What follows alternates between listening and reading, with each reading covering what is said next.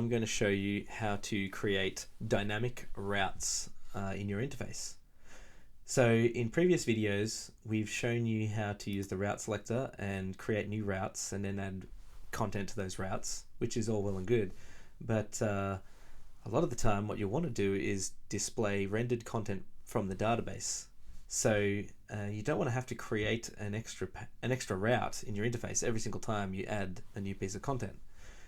So for things like blogs or product listings, that can be a real pain. So let me show you how to use dynamic routes to solve that problem. So to start with, I'm going to go into the admin dashboard and show you this content type that I've created called cars. So if I can configure this car content type, you can see that I've got a make and a style and cylinders, and we can add more fields here. But if I go back, you can see that I've created a number of dummy cars in this collection. So if we go back to my interface, what I'm going to do is click New Route. I'm going to call this Cars, and it's just going to be at /cars. And I'm going to get the block market open and add this dynamic list block, stick it on the screen in the route area. And here I can choose the content type, and I'm going to pick my car content type, and it's going to list all of the cars. Now what I can also do is add some filter rules and say that I want to show only where the car is a Ford or a Toyota, and crop down the list. We can do other things as well, but this block is really meant for you to extend and customize and do what you like with, basically, but by default it'll just spit out a simple list.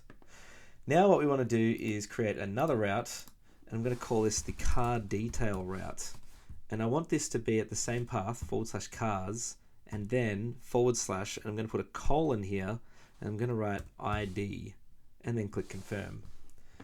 Now this is taking us to a new page, and you'll see that because we have a dynamic parameter, that's what the colon is in the URL, we've now got this bar across the top of the preview that allows us to put in a dynamic variable for this. So it could just be the word Ford, or it could be a number, but in this case what we want is an ID. So I can either go to cars over here, and I can copy the ID of a car, and I can paste it in here, and what should happen is that will be loaded into our state. Now you can't see anything on the screen here, but if I go to block market and we put a piece of custom code in the body, and just for fun, let's get rid of all of this stuff, and let's put a pre-tag, and let's see what we have in our sdk.app.route.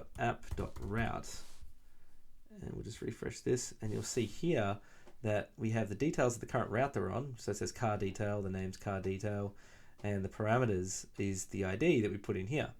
But because it's recognized this as an ID, it has gone and loaded the full details about the car, which allows us to spit out that information on the page.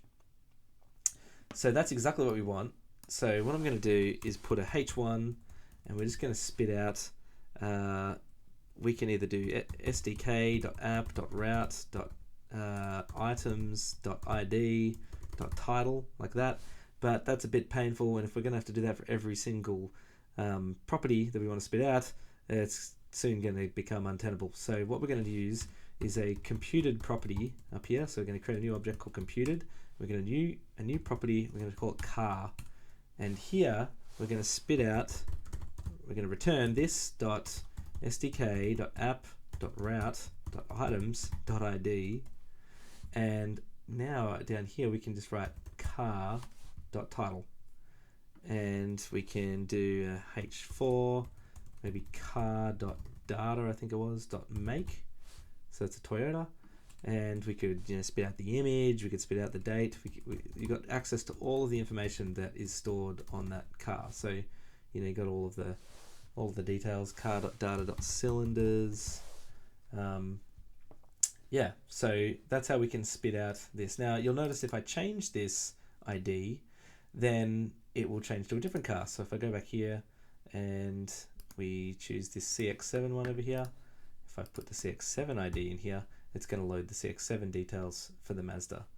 Now if we go back to our cars page and click our dynamic list, we can choose the route to select to is our car detail page, and now we can just click these links and it's going to jump us on over to the car.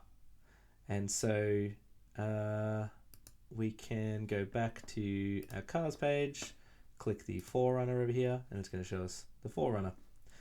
And it's doing that by updating these URLs, by updating the URL with an ID.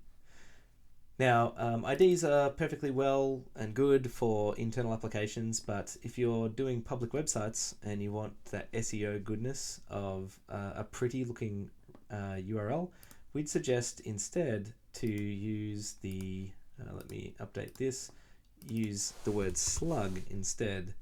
And that way, if we go back to our cars page, if we link to the slug,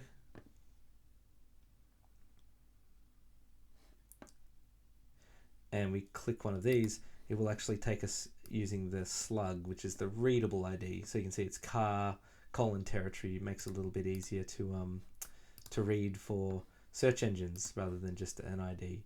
And that is how we can do dynamic lists and dynamic routing.